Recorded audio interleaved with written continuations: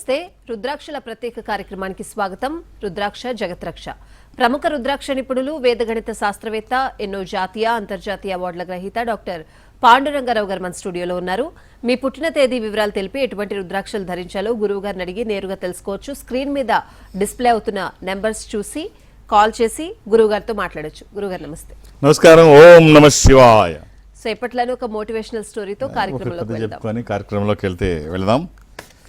ఓ రాజుగారికి ఓ డౌట్ వస్తుంది. సన్యసించిన వాళ్ళంటే ఎవరు, ఎలాంటి ఆపేక్షలు లేకుండా, కోరికలు లేకుండా ఉండేటువంటి సన్యాసులు, సన్యసించిన వాళ్ళంటే సర్వం త్యజించిన వాళ్ళు, అలాంటి వాళ్ళు ఇప్పుడు కూడా ఉన్నారా అని చెప్పి మంత్రిని అడిగితే, ఎందుకుండరు మహారాజా, చాలామంది ఉంటారు, ఇలాంటి ఇది లేకుండా ఉండేటువంటి చాలామంది ఉంటారు, అయితే కొంతమందిని తీసుకురా, వాళ్ళకి సన్మానం చేసుకుందామంటే, అలాగే దాందే ఉంది, వెళ్తాడు. రాజ్యంలో చూడు ఎక్కడెక్కడున్నారు, ఈయన తిరుగుతాడు. అందరూ స్వార్థపరులే తప్ప కొంచెం డబ్బులకు కూడా ఇదైపోయే వాళ్ళు ఉంటారు. నిస్వార్థంగా ఉండేటువంటి వాళ్ళు ఎక్కడ ఉంటారని చెప్పేసి తిరుగుతాడు, ఎక్కడ దొరకరు. మొత్తం అంతా తిరిగిన తర్వాత ఆయన ఇచ్చిన గడువు పూర్తి అయిపోతుంది, దొరకలేదు. సరే, ఇక రాజధానికి దగ్గరగా వచ్చిన తర్వాత ఒక ఆలోచన వస్తుంది. మనతో కాలేదు, కనీసం మన పరువు నిలబడాలంటే ఎవరితోనన్నా నటింపజేయాలి, ఎవడన్నా ఒకరిని పట్టుకోవాలి అని చెప్పి ఈ రాజధాని దగ్గరలో ఊర్లోని ఒకటి పట్టుకొని, మంచి నటుడు అని తెలుసుకుంటాడు, బాగా నటించగలడు అని. ఆహార్యం అది చాలా బాగుంది, అలాంటి వాడిని సెలెక్ట్ చేసి ఓ మంచి రావి చెట్టు కింద అటు మంచి ట్రైనింగ్ ఇచ్చాడు. బాబు, ఇలాగా నువ్వు వచ్చి నాకు అసలు ఎలాంటి కోరికలు లేవనేది చెప్పాలి, ఆఖరి వరకు నీకు మంచి అమౌంట్ ఇస్తాను అని ఒక డబ్బు అమౌంట్ చెప్తాడు. ఇది ఇస్తాను నేను, ఇది అయిన తర్వాత ఆ కాసేపే నువ్వు యాక్టింగ్, రాజుగారు వస్తాడు, వెళ్ళిపోతాడు, ఆ తర్వాత నీకు ఇవ్వాల్సింది నేను ఇస్తాను, ఎలాంటి కోరికలు లేవనేది, ఎంత ప్రలోభ పెట్టినా నువ్వు బెండ్ అవ్వద్దు అని చెప్తాడు. ఆ మేకప్ అది బాగా వేస్తాడు, మంచి జటాజూటాలు అన్నీ పెట్టుకుంటాడు, మంచి ఋషి, మంచి బాగా కనిపిస్తాడు. ఆ చెట్టు అంతా బాగుంది, సెటప్ అంతా బాగుంది. కూర్చోబెడితే రాజు దగ్గరికి వెళ్తాడు. వెళ్ళి దొరికారా అంటే, మహారాజా దొరికారు, మరి ఏరేంటాడు. ఒకే ఒక్క ఆయన అద్భుతమైన పట్టుకున్నాను, బట్ వాళ్ళకి ఎలాంటి కోరికలు ఉండవు కదా, మనం పిలిస్తే మన దగ్గరికి ఎందుకు వస్తారు, వాళ్ళకి ఏ కోరికలు లేనప్పుడు. అంటే ఆయన ఎక్కడ ఉంటాడు, మన రాజ్యానికి దగ్గరలోనే చివరిలోనే ఉన్నాడు, ఓ చెట్టు కింద కూర్చొని ఆయన తపస్సు చేసుకుంటున్నాడు. అంటే అలాంటి వాళ్ళు డిస్టర్బ్ చేయొద్దు, మనమే వెళ్ళాలి. అలా ఏ కోరికలు లేని వాళ్ళు ఉన్నారంటే మహానుభావులు, వాళ్ళని మనమే చూడాలి అని చెప్పేసి పరివారం అంతా తీసుకొని, రాజపరివారం, అలాగే రాజమందిర అంటే స్త్రీలు కూడా, లేడీస్తో సహా అందరు, బయటికి ఎప్పుడు రాని స్త్రీలు కూడా రకరకాల కానుకలు తీసుకొని అన్ని బహుమతులతో వాళ్ళు బయలుదేరుతారు. అందరూ బయలుదేరుతారు రాజుతో సహా. బయలుదేరి అక్కడికి వెళితే చెట్టు కింద దేదీప్యమానంగా వెలిగిపోతున్నాడు. చూసి, ఆహా, ఏమున్నాడు, ఇలా ఉండాలి, నిజంగా ఈశ్వరుడినే చూస్తున్నట్టుంది, భలే ఆకారం, ఇలాంటి ఈయన నిస్వార్థపరులు, అలాంటి వాళ్ళు ఇలాంటి అని చెప్పి దగ్గరికి వెళ్ళిన తర్వాత అన్ని రకాలుగా పొగిడి ఇవన్నీ ఇస్తారు, కానుకలన్నీ ఇచ్చి. అప్పుడు చెప్తాడు తను, నాకు ఇవన్నీ ఎందుకు ఇస్తున్నావు మహారాజా అంటే, ఇవన్నీ మీ దగ్గర ఉంచండి, బంగారం, వజ్రాలు, ఇవన్నీ కానుకలు ఇవన్నీ మీకోసం అంటే, లేదు నేను సర్వం త్యజించిన వాడిని, నాకేం అవసరం లేదు, వీటితో నాకు పని లేదు, వీటిని నేనేం చేసుకోవాలి మీరు ఇస్తే, కాబట్టి ఎట్టి పరిస్థితుల్లో ఇక్కడ పెట్టవద్దు, తీసేయమంటాడు. రాజు ఎంత చెప్పినా వినడు. సరే, తీసేయమంటాడు రాజు. అన్ని రకాలుగా ఆయన సన్మానించుకొని, ఆహా, నిజంగా ఇలాంటి వాళ్ళు కదా ఉండాలి అని చెప్పేసి చాలా ఆనందపడి, ఇలాంటి వాడిని చూసినందుకు గర్వంగా ఉందని చెప్పేసి అక్కడి నుంచి వెళ్ళిపోతాడు. భలేవాడిని చూపించావని. తర్వాత మంత్రి వస్తాడు. మంత్రి వచ్చి, చాలా అద్భుతంగా నటించావు, మామూలుగా కాదు, నీలాంటి వాడు అప్పుడప్పుడు నేను గుర్తు చేసుకుంటాను, ఏదైనా పని ఉంటే పిలుస్తాను, ఇగో నీకు ఇవ్వాల్సిన డబ్బు తీసుకోమంటాడు. నాకెందుకు అంటాడు. ఇంకా నువ్వు పాత్రలో నుంచి బయటకు వచ్చేసావు, ఇదిగో డబ్బు తీసుకో అంటాడు. నన్ను నాకు అవసరం లేదంటాడు. ఏమైంది అంటాడు.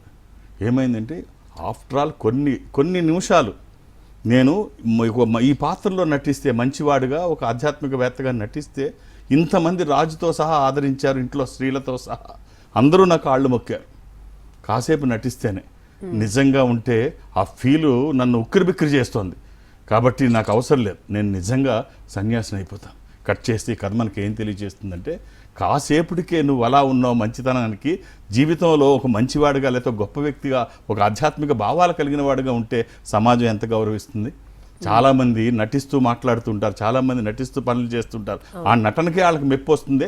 నిజంగా అలా ఉండడానికి చూడండి, మీ జీవితం ఎంత బాగుంటుందో, మీకు ఎంత మర్యాద ఉంటుందో, ఎంత గౌరవం ఉంటుందో, ఏ స్థాయిలో మీరుంటారు. అలాంటి గురుగారు చాలా చక్కగా చెప్పారు. కాలర్ వెయిట్ చేస్తున్నారు, సిద్దిపేట నుంచి రిధిమా గారు. నమస్తే అండి. నమస్తే అండి. ఓం నమ శివాయ గురుగారు. శివాయ నమః. అమ్మ, date of birth 11th July 11th July 1979 అండి. 79. 11th July 1979. అవునండి. అమ్మ ఈ డేట్ ఆఫ్ బర్త్ ఏమిటో మీకు తెలుసా? లేదండి. ఇది బుధవారము. గుర్తు తెచ్చుకోండి, మీ ఇంట్లో చెప్పుంటారు. ఇది బుధవారము. అది ఏదో పడ్డ రోజు అనేసి యా, మా నాన్నగారు- స్కైలాబ్ పడిన రోజు అమ్మ. అవును గురుగారు. స్కైలాబ్ పడిన రోజు. ఇది చతుర్థి కృష్ణపక్షము బుధవారము. ఇది పూర్వాభాద నక్షత్రము, మీనరాశి. Skylab 1979 11 July. అమెరికా అంతరిక్ష నౌక ఆస్ట్రేలియా దగ్గర హిందూ మహాసముద్రంలో కూలిపోయింది. అది పడిపోద్ది అన్నప్పుడు 79లో అందరూ కూడా, మీ పేరెంట్స్కి తెలుస్తుంది బహుశా నీకు చెప్పారు, తెలుసు. చెప్పారు. అందరూ ఉన్నాయన్నీ తినేసి తాగేసి రేపు పొద్దునకి ఏమీ ఉండద్దు మన దగ్గర, ఏమున్నా మనది కాదు కాబట్టి లేనివి అప్పులు చేసేసి ఉన్నాయి ఎంతకో కొంతకు అమ్మేసి ఏది ఉంటే అది తిని తాగేసి పొద్దునకి ఏమి ఉండకూడదు అనుకొని నిర్ణయం చేసుకున్నారు. ఖచ్చితంగా అది ఇంకోటి కాదు, ఏదో మూఢనమ్మకం కాదు. డైరెక్ట్గా పైనుంచి అమెరికా వాళ్ళు వదిలింది ఫెయిల్ అయింది, అది పడిపోతుంది, ఎవరు ఉండరు, ఇంకెందుకు మనకి ఉండి ఏం చేస్తాయి అన్నీ చెప్పేసి అది ఒక విచిత్రమైన పరిస్థితి. 1979 జూలై 11. సో బాగుందమ్మా, ఆ రోజు గుర్తుండిపోయే రోజు మీది. రైట్, ఒక రుద్రాక్ష చెప్తాను, వీలైతే వేసుకోండి. ఒక ఏకాదశి ముఖి రుద్రాక్ష, 11 ముఖములు కలిగిన ఈ రుద్రాక్ష ఏకాదశ రుద్ర స్వరూపము. ఇది హనుమాన్ స్వరూపము కూడా. ఆధ్యాత్మికంగా మంచిది, ఆరోగ్యపరంగా మంచిది, భయాందోళనకు అవకాశం లేనటువంటిది. ఈ ఒక్క రుద్రాక్ష శరీరానికి తాకే విధంగా సూత్రాల్లో వేసుకుంటే మధ్యలో కాకుండా ఆ పక్కన కానీ ఈ పక్కన కానీ, అది వచ్చిన తర్వాత మనం చేస్తున్న పనికి ఒక దైవికమైన సహకారం తోడైతే ఆ వచ్చే ఫలితం ఒక అద్భుతం. All the best. ఆల్రెడీ గురుగారు. నెక్స్ట్ కాలర్ కాకినాడ నుంచి వెంకటరమణ గారు. నమస్తే అండి వెంకటరమణ గారు. చెప్పండి మేడం గారు. మాట్లాడండి గురువు గారితో. వెంకటరమణ గారు నమస్కారం అండి. ఓం నమ శివాయ. ఎలా ఉన్నారు? బాగున్నానండి. Date of birth? Date of birth 3/8/1980 అండి. 3/8/1980. 80. అవునండి, అవును సార్. ఆ రోజు ఆదివారం అని గుర్తుందా అండి? అవునండి, గుర్తుందండి. ఏం చేస్తున్నారు మీరు? మేము బిజినెస్ చేస్తామండి. అలాగే ఇది అష్టమి కృష్ణపక్షము, బహుళ అష్టమి, పౌర్ణమి నుంచి 8వ రోజు అండి. Okay sir. ఇది వృషభ రాశి, రోహిణి నక్షత్రము. పిల్లలు ఎంతమంది సార్? రోహిణి నక్షత్రం అండి. మరి అశ్వని అన్నారండి. ఏమండి? అశ్వని అన్నారండి. అష్టమి కరెక్టే, నేను అష్టమి చెప్తున్నాను. అశ్వని ఏమిటది? నక్షత్రం అశ్వని అండి. నక్షత్రం అశ్వని. అవునండి. అశ్వని నక్షత్రం అంటే తెల్లవారుజామున సూర్యోదయానికి ముందు పుట్టారండి. 7:30 అని చెప్పారండి. చూడండి ఒక్కసారి. ఇది తిథి అయితే అష్టమి, ఆదివారము. ఇది వృషభ రాశి, మీరు మేషరాశి చూస్తున్నట్టున్నారు. రైట్ అండి, ఎక్కడ పొరపాటు? ఇది లీఫ్ ఇయర్ ఒకటి. సరే చూద్దాం. ఏం చేస్తున్నారండి? బిజినెస్ చేస్తున్నామండి. బిజినెస్ చేస్తున్నాం. బాగుందా? కంఫర్ట్గా ఉందా? పర్లేదు, అటు ఇటుగా ఉంటుందండి. ఏం బిజినెస్ అండి? కన్స్ట్రక్షన్ చేస్తున్నామండి. కాంట్రాక్ట్. అంత నీరసంగా ఉన్నారండి, హుషారుగా ఉండండి. అంటే మీరు ఫోన్ మాట్లాడుతున్నానండి, టీవీ ఏమి టెన్షన్ పడకండి. ఓ మంచి దైవికమైన సంపద చెప్తాను. అవకాశం ఉంటే ఇది వచ్చిన తర్వాత కలిగిన మార్పు, అంటే మనం ఏదైనా పని చేస్తున్నప్పుడు ఏ విధమైన ఇన్స్ట్రుమెంట్స్ లేకుండా పని చేస్తే ఆ పని క్వాలిటీ ఉండదు, మంచి ఫలితాలు రావు. అదే యుద్ధానికి వెళ్ళినా కూడా ఆయుధాలు లేకుండా యుద్ధం చేస్తే దెబ్బతింటాం. ఆయుధాలు ఉంటే యుద్ధంలో బాగా ఉపయోగపడతాయి. అలాగే నిత్య జీవితంలో డే టు డే లైఫ్లో ఏదో ఒక ఆయుధం ఉంటే బాగుంటుంది. అది దైవికమైనది అయితే ఇంకా బాగుంటుంది. సో ఈ 3 రుద్రాక్షలు 7 ముఖాలు 10 ముఖాలు ఏకముఖి ఒక స్పిరిచువల్ ప్రాపర్టీ. ఖచ్చితంగా మీరు ఏ పని చేసినా అవి నెగిటివ్ ఫోర్సెస్ మీ మీదకి రాకుండా సక్సెస్ రేట్ పెంచుకుంటూ ఇవి ముందుకు తీసుకెళ్ళడానికి, ఉన్న స్థితి నుంచి ఉన్నతమైన స్థితికి వెళ్ళడానికి ఇవి ఉపయోగపడతాయి. అలాగే ఈశ్వరుడు ఐశ్వర్యం ఇచ్చేవాడే కాదు, గ్రహాలకి కూడా అధిపతి. చాలామందికి గ్రహపరమైన దోషాలు ఉంటాయి, అవి మనం ఏమీ చేయలేం. దోష నివారణ అంటే ఆ రెమెడీ జరగాలి అంటే దానికి పరిహారాలు ఉంటాయి, అవి చేయాలి. కానీ రుద్రాక్ష వేసుకుంటే ఈశ్వరుడు స్వయం ఈశ్వర స్వరూపం రుద్రాక్ష. గ్రహపరమైన దోషాలు ఉంటే ఇమీడియట్ రెమెడీ. అంటే మనకి ఏదైనా ఫిజికల్గా ప్రాబ్లం ఉంటే, హెడేక్ వస్తే తలనొప్పికి ట్యాబ్లెట్ వేసుకుంటాం, అది తగ్గుతుంది. గ్రహపరమైన దోషాలు ఉంటే రుద్రాక్ష ఇమీడియట్ రెమెడీ. ఈ 3 కుదిరితే వేయండి, లేకపోతే ఏదన్నా ఒకటి వేయండి. అలా అని ఏది పడితే అది వేయకండి. దురదృష్టం రుద్రాక్షల్లో 100కి 99 నకిలీయే ఉంటాయి. ఒక్కటైనా మంచిది వేస్తే ఫలితం ఒక అద్భుతం. All the best. ఆల్రెడీ గురువు గారు. అంటే మనకి కొన్ని నానుళ్ళు ఉంటాయి, కయ్యానికైనా వియ్యానికైనా సమవుజ్జులు కావాలి ఇలాంటివి. అంటే ఇలాంటివి ఎందుకు వచ్చాయి అంటారు? అది సమాజం అనేక మనకి సూచనలు చేస్తుంది సమాజం. పెద్దవాళ్ళు మన ధర్మంలో సాంప్రదాయంలో కోడలకి అత్తగారు చెప్పేవి కానీ, లేకపోతే పిల్లలకి పెద్దవాళ్ళు చెప్పేవి కానీ, మనవాళ్ళకి తాతలు చెప్పేవి కానీ, సామెతల రూపంలో, కథల రూపంలో, రకరకాల వాటి రూపంలో చెబుతూ అవి మర్చిపోకుండా ఉండడం కోసం ఇవి చెప్పేవారు. ఇప్పుడు మనం కూడా ఏదైనా రీచ్ అవ్వడం కోసం కథలే చెప్తున్నాం, అవును, తెలియడం కోసం. ఇది అవసరం సమాజానికి. తన స్థాయి లేకుండా ఎవరితోని చెయ్యొద్దంటారు. బియ్యానికైనా కయ్యానికైనా సమవుజ్జీలు ఉండాలి. అందుకనే దుర్యోధనుడు తనకు, అంటే మనకు ఒక సేయింగ్ ఉంది, నీ స్నేహితులు ఎవరో చెప్పు, నీ గొప్పతనం ఏమిటో చెప్తాం, నీ శత్రువులు ఎవరో చెప్పు, నీ బలం ఏమిటో తెలుస్తుంది అని. అలాగే దుర్యోధనుడు భారతంలో అక్కడ కాలు జారి పడిపోయినప్పుడు, మయసభలో కాలు జారి పడిపోయినప్పుడు పాంచాలి నవ్వుతుంది. అప్పుడు తన గొప్పతనం చెప్పడం కోసం, నన్ను చూసి నువ్వు నవ్వుతావా, నువ్వేమనుకుంటున్నావు, నన్ను ఎవరు అనుకుంటున్నావు, పాంచాలి పంచభద్రుక ఏమేమే నీ విన్ముక్త విక్తాట్టహాసము ఎంత మరువేతనించిన నువ్వు మరుపరుపురాక హృదయ శల్యా వైమానములైన నీ పరిహాసారములైన కర్ణబద్దలు చేయుచున్నవే, క్షీరావంశ నరవంశ సంస్థోభితునై నిజభుజ వీర్య ప్రతాప భరత సామ్రాజ్య దౌరేయుండనై పరమేశ్వర పాదాకృత పరశురామ సద్గురు ప్రాప్త శస్త్రాంగ విద్యాపారాయణుడైన రాధేయుండకు మిత్రుండనై. ఇక్కడ నేను గొప్పోడని చెప్పలా, ఫలానా వాడికి స్నేహితుడని అంటాడు. పరమేశ్వర పాదాకృత పరశురామ సద్గురు ప్రాప్త శస్త్రాంగ విద్యాపారాయణుడైన రాధేయుండకు మిత్రుడునై, అలాంటి వాడికి స్నేహితుడినై అని చెప్తాడు. సో అలాగే రామాయణంలో కూడా సుగ్రీవుడి దగ్గరికి రాముడు వెళ్ళి నీకు నేను సహాయం చేస్తాను అని హనుమంతుల వారు తీసుకెళ్ళినప్పుడు, నువ్వు నాకేం సహాయం చేస్తావయ్యా, వాలి మా అన్న, నీకేం తెలుసు, నువ్వు చూస్తే ఎండిపోయి ఇలా బక్క చిక్కగా ఉన్నావు, మా అన్నం చూస్తేనే భయపడతావు, నువ్వు ఎవరైనా భయపడాల్సిందే, అలాంటి వాడు వాలి, మా అన్న నువ్వేం చేస్తావు, నాకు నమ్మకం ఏంటి నువ్వు చేస్తావని అని అడిగితే, అప్పుడు దుందుబి శరీరం అక్కడ ఉంటుంది, ఇది అస్థిపంజరం, వేలుతో ఒక్క తంతు అంటాడు, ఎక్కడికో వెళ్ళి పడుతుంది. చాలా ఇవన్నీ చాలా చూసాం, అది సిక్కుపోయిన అస్థిపంజరం, దాన్ని కొడితే ఏముంది, దాన్ని కొట్టినంత మాత్రం నువ్వు గొప్పవాడివి కాదు, నిన్ను నేను స్నేహితుడిగా అంగీకరించడానికి. అప్పుడు రాముడు బాణాన్ని తీసి అక్కడ ఎదురుగా ఉన్న సాల వృక్షాలు, 7 సాల వృక్షాలు, ఒక్కటి ఎవరు మనిషి అన్నవాడికి ఎవరితోని సాధ్యం కాదు, సింపుల్గా బాణం వేస్తే 7 సాల వృక్షాలు ఒక్క దెబ్బకు కింద పడతాయి. అప్పుడు తను ఒప్పుకుంటాడు, రైట్, నా అన్నకి నీ ఎదుర్కోగలిగిన సామర్థ్యం నీకుందని నేను నమ్ముతానని. అప్పుడు అంటే అందుకనే ఏదైనా చేసినప్పుడు ఆ వెయిట్, ఆ సమతుల్యం చూసుకోవాలి. అది ఎవరికైనా, అది భారత రామాయణాలు మనం చెప్పుకున్నాం, నిజ జీవితంలో కూడా ఇంతే. అవును. ఆల్రెడీ గురుగారు కాలర్ వెయిట్ చేస్తున్నారు, అవంతిక గారు నర్సీపట్నం నుంచి. నమస్తే అండి.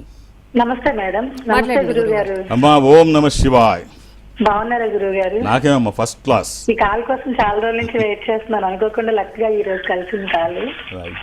అది మా కజిన్ గురించి మాట్లాడాలనుకుంటున్నాను గురువు గారు. నేను ఏంటమ్మా? మా కజిన్ గురించి మాట్లాడాలనుకుంటున్నాను. హలో అమ్మా, డేట్ ఆఫ్ బర్త్ ఏప్రిల్ 20, 1982 గురువు గారు. 20? అవును గురువు గారు. ఏప్రిల్ 20, 1982 మంత్ అమ్మా? ఏప్రిల్ గురువు గారు. ఏప్రిల్. అమ్మా, మంగళవారం పుట్టినాడు తెలుసా? తెలుసు గురువు గారు. తనకి రుద్రాక్షలు అంటే చాలా ఇష్టం. ఇది ద్వాదశి, కృష్ణపక్షము, బహుళ ద్వాదశి. ఇది మకర రాశి, శ్రవణ నక్షత్రము, వెంకటేశ్వర స్వామి జన్మ నక్షత్రము. రైట్, ఇవన్నీ తెలుసా అమ్మా? తెలుసు గురువు గారు. రైట్, తనకి ఇవ్వడానికి ఒక్క రుద్రాక్ష చెప్తాను, వీలైతే వేయండి. ద్వాదశిముఖి రుద్రాక్ష, 12 ముఖములు కలిగిన ఈ రుద్రాక్ష ద్వాదశాదిత్య స్వరూపము, అంటే సూర్యస్వరూపం, ఉన్నతమైన స్థితి కోసము, అనారోగ్య సమస్యలు లేకుండా బ్రైట్ ఫ్యూచర్ కోసము. ఈ ఒక్క రుద్రాక్ష ఒక రక్షణ కవచమే. అవకాశం ఉంటే వేసి చూడండి, శుభం. గురుగారు, చాలామంది అంటే ఇంట్లో ఎవరో ఒక్కరైనా అనారోగ్యంతో బాధపడే వాళ్ళు ప్రస్తుత కాలంలో ఎవరో ఒకళ్ళు ఉంటున్నారు ప్రతి కుటుంబంలో. అంటే అనారోగ్యానికి రుద్రాక్షకి ఏంటి సంబంధం? రుద్రాక్ష వేసుకుంటే అనారోగ్య బాధల నుంచి ఎట్లా బయటపడతారు? అంటే చాలామంది అనుకుంటారు రుద్రాక్ష పైన వేసుకునేది కదా, అనారోగ్యం, అది మెడిసిన్ ఏదైనా తీసుకుంటే లోపలికి తీసుకోవాలి కదా అని. అన్నీ లోపలికి తీసుకుంటేనే కాదు, భారతదేశంలో ఎన్నో రకాల కళలు, విద్యలు, సాంప్రదాయాలు, ఆచారాలు ఉన్నాయి. కొన్ని కళలు అయితే మర్మకళ లాంటిది ఉంది. మనిషికి ఆయుధాలు లేకుండా ఫింగర్ ప్రింట్స్తో బాడీ మీద టచ్ చేస్తే అతను స్పృహ కోల్పోవచ్చు, ప్రాణమే పోవచ్చు. అలాగే వైబ్రేషన్ ద్వారా ఎన్నో వ్యాధుల్ని నివారిస్తుంటారు, క్యాన్సర్తో సహా, రేడియేషన్ థెరపీ ద్వారా. ఇలాగా అనేక రకాల థెరపీలు ఉన్నాయి. రుద్రాక్ష మెడలో వేసుకుంటే ఏమవుతుంది అంటే, రుద్రాక్షని చరకుడు అంటే ఫాదర్ ఆఫ్ ది మెడిసిన్, మనం చరకుడిని ఫాదర్ ఆఫ్ ది మెడిసిన్ అంటాం. చరకుడు ఎక్కడైనా ఉంటే పక్కన రుద్రాక్షలు ఉంటే చరక అని గుర్తిస్తాం, లేకపోతే చరకుడు అని పేరు రాయాలి. చరకుడు తన చరక సంహిత, ప్రపంచానికి తెలిసిన బుక్ చరక సంహితలో రుద్రాక్షని ద్వితీయ సంజీవిని అంటాడు.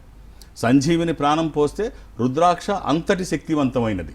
గ్రంథాల్లో కూడా రుద్రాక్ష గురించి ఏం చెప్తారంటే, ఒక్క రుద్రాక్ష ధారణ చేసి ఒక్క చెంబు నీళ్లు నువ్వు పైన వేసుకుంటే ప్రతినిత్యము గంగా స్నానం చేసిన పవిత్రత కలుగుతుంది అంటాడు. అంటే గంగా స్నానం చేస్తే ఏమవుతుందంటే గత జన్మ పాపాలన్నీ పోతాయి.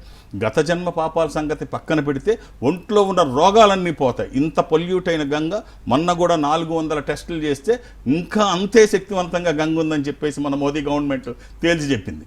అంత శక్తివంతంగా ఉంది ఇంత పొల్యూట్ అయినా కూడా అని చెప్పి. గంగలో స్నానం చేస్తే, ఎందుకంటే హిమాలయాల్లోంచి ప్రవహిస్తూ ఆ వనమూలికలన్నీ తీసుకొని తన గర్భంలో దాచుకొని మనం మునిగితే శరీరంలో ఉన్న రోగాలన్నీ పటాపంచలవుతాయి. రుద్రాక్ష కూడా అలాంటి వైబ్రేషన్స్, అలాంటి ఔషధీయ గుణాలు కలిగి ఉంది. అందుకనే మనం రుద్రాక్ష ధారణ చేస్తే అంటే రకరకాలుగా పరీక్షలు, ఎన్నో రకాల పరీక్షల్లో ఇది ఎంత శక్తివంతమైందో రుజువు కాబడింది. ఎన్నో రకాల వ్యాధులు నియంత్రించడానికి, తగ్గించడానికి ఎన్నో రకాలుగా ఇది ఉపయోగపడుతుంది. కాబట్టి రుద్రాక్ష నిజంగా ఒక ఆధ్యాత్మిక సంపద, మనిషికి దొరికినటువంటి ఒక అద్భుతమైనటువంటి బీజ సంపద. కానీ రైట్ వన్ తీసుకొని చూస్ చేసుకుని వేసుకోవాలి. అది వేసుకుంటే ఆధ్యాత్మిక విలువలు ఉంటాయి, ఔషధీయ గుణాలు ఉంటాయి, మనకి శరీరానికి ఆరోగ్యానికి మంచిది. ఒక రుద్రాక్ష అంటే కొన్ని రకాల రుద్రాక్షలు ఉన్నాయి, అవి రాత్రి పడుకునేటప్పుడు కూడా వేసుకుంటే హృద్రోగాలు రావు అని ఖచ్చితంగా కొన్ని వందల పరీక్షల్లో అది నిలబడింది. అంటే హృద్రోగాలు ఎప్పుడు వస్తాయి? ఎర్లీ మార్నింగ్ జనరల్గా వస్తుంటాయి. తెల్లవారుజామున గబుకున్న నిద్రలో ఉలిక్కిపడి లేవడం, అంటే మన ఎమోషన్స్ అన్ని ట్రిగ్గర్ అవుతాయి ఆ టైంలో. తుతు అని చెప్పేసి మంచినీళ్ళు తాగడం, మళ్ళీ పడుకుంటాం. అప్పుడు హృద్రోగాలు తెల్లవారుజామున వస్తాయంటుంటారు.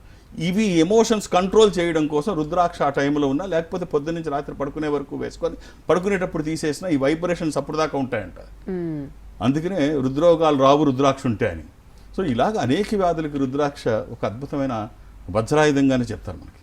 అంటే చరకుడు చెప్పడమే సంజీవిని అంటాడు. ఆల్రైట్ గురుగారు, కాలర్ వెయిట్ చేస్తున్నారు. నాగరాణి గారు గుంటూరు నుంచి. నమస్తే అండి నాగరాణి గారు, మాట్లాడండి గురువు గారితో. అమ్మా ఓం నమ శివాయ్. ఓం నమ శివాయ గురుగారు. ఏమిటమ్మా? మా బాబు గురించి తెలుసుకోవాలనుకుంటున్నామండి. డేట్ ఆఫ్ బర్త్ ఇస్తారా అమ్మా? 17/8/2003. ఎంతమంది పిల్లలమ్మా మీకు? 2 అమ్మా ఆదివారం పుట్టినట్టు తెలుసా? అవునండి. ఈ అబ్బాయి ఏం చేస్తున్నాడు? ప్రస్తుతం ఉద్యోగం చేస్తున్నాడండి. ఇది దశమి కృష్ణపక్షం, సారీ ఇది ఏకాదశి కృష్ణపక్షము. ఇది మేషరాశి. అమ్మ ఈ అబ్బాయికి మీరు ఇవ్వాల్సిన రుద్రాక్ష త్రయోదశి ముఖి రుద్రాక్ష, 13 ముఖములు కలిగిన ఈ రుద్రాక్ష ఇంద్ర రుద్రాక్ష, రూలింగ్ రుద్రాక్ష, కమాండింగ్ రుద్రాక్ష. అనుకున్నది సాధించడానికి, సంకల్పం సిద్ధించడానికి, కోర్కెల సాఫల్యం కోసం జాతక పరంగా అవసరమైంది కూడా త్రయోదశి. ఇది కుదరకపోతే నవముఖి, అమ్మవారి స్వరూపం, విజయాలు చేకూర్చి దోషాలు నివారించేది. మీరు గర్వపడే స్థాయిలో అబ్బాయి జాతకం ఉంది. చాలా బాగుందమ్మా. ఈ ఒక్క రుద్రాక్ష వాళ్ళ దగ్గర ఉంటే మీ ఆశీర్వచనము, వాళ్ళ ప్రయత్నము, ఈశ్వరానుగ్రహము. నా వంతు బాధ్యతగా జాతకాన్ని వేదగణితంతో అధ్యయనం చేయడం వల్ల జాతకంలో ఏమైనా దోషాలుంటే నివారించబడతాయి. ఈ రుద్రాక్ష స్వయం ఈశ్వర స్వరూపము. ఎక్కడ ఉంటే అక్కడ సంపదలు ఉంటాయి. అవకాశం ఉంటే వేసి చూడండి. శుభం. గురుగారు కాలర్ వెయిట్ చేస్తున్నారు, తీసుకుందాం. అంతకంటే ముందు మిమ్మల్ని కాంటాక్ట్ చేయాలి అనుకునే వాళ్ళు లైవ్లో చాలా మంది మిస్ అవుతూ ఉంటారు. సో మిమ్మల్ని ఎలా సంప్రదించాలి, మీరు ఎక్కడ అందుబాటులో ఉంటారు? నేను ఒక ఆధ్యాత్మిక సంస్థలో ఉన్నాను, ప్రతిసారి చెప్తాను. ఈ సంస్థ ప్రపంచవ్యాప్తంగా ఉంటుంది. జనరల్గా నేను ఎక్కడికి వెళ్ళడానికి అవకాశం లేకపోయినా ప్రతి గురువారము ఏదో బ్రాంచ్కి వెళ్ళడం సాంప్రదాయంగా చాలా కాలంగా కొనసాగుతోంది. ఏదో బ్రాంచి, అది దక్షిణ భారతదేశం నేను అటెండ్ అవుతాను, సౌత్ ఇండియా వరకు. సో సౌత్ ఇండియాలో ఏదో ఒక బ్రాంచ్కి వెళ్ళడం. ఇప్పుడు ఈ గురువారం, కమింగ్ గురువారం నాడు నేను వెళ్ళాలి, కానీ అది 1st తారీఖు అయింది. 31వ తారీఖు ఎవరి దాంట్లో వాళ్ళు ఉంటారు, ఫస్ట్ వచ్చి మనల్ని మనం ఇబ్బంది పెట్టిన వాళ్ళం అవుతాం. అందుకని ఈ ఒక్కసారికి గురువారాన్ని శుక్రవారం మర్చుకొని రెండో తారీఖు మొట్టమొదటిసారిగా గుంటూరు, ఇంతవరకు కార్యాలయం గుంటూరు లేదు, విజయవాడ ఉంది కానీ గుంటూరు లేదు. ఇప్పుడు గుంటూరు ఈ సంస్థ కార్యాలయం ప్రారంభించబడుతోంది. ఉదయం నేను అక్కడ ఉంటాను, నన్ను కలవడానికి వచ్చిన వాళ్ళని కూడా కలుస్తాను. మధ్యాహ్నం వరకు గుంటూరులో ఉండి మా ఆఫీస్ ఓపెనింగ్ అది అయ్యి తర్వాత నన్ను కలవడానికి అవన్నీ చూసుకొని జాతక పరిశీలన ఏమైనా ఉంటే చూసుకొని అక్కడి నుంచి పక్కనున్న విజయవాడ ఆఫీస్కి వెళ్ళి సాయంత్రం వరకు అక్కడ ఉంటాను. సో విజయవాడలో నన్ను కలవాలన్నా, గుంటూరులో శుక్రవారం నాడు విజయవాడలో నన్ను కలవాలన్నా ఒక్కొక్క పేరు మాత్రమే నమోదు చేయించండి. 2-3 నాకు కష్టం అవుద్ది. ఒకటి ఉన్నప్పుడే ఇబ్బంది, ఇప్పుడు అది ఇది చూసుకోవాలంటే కొంచెం అర్థం చేసుకొని సహకరించండి. మా అమ్మాయి శ్రావణి సోమవారం నాడు, రేపు సోమవారం నాడు విశాఖపట్నం కార్యాలయంలో ఉంటుంది.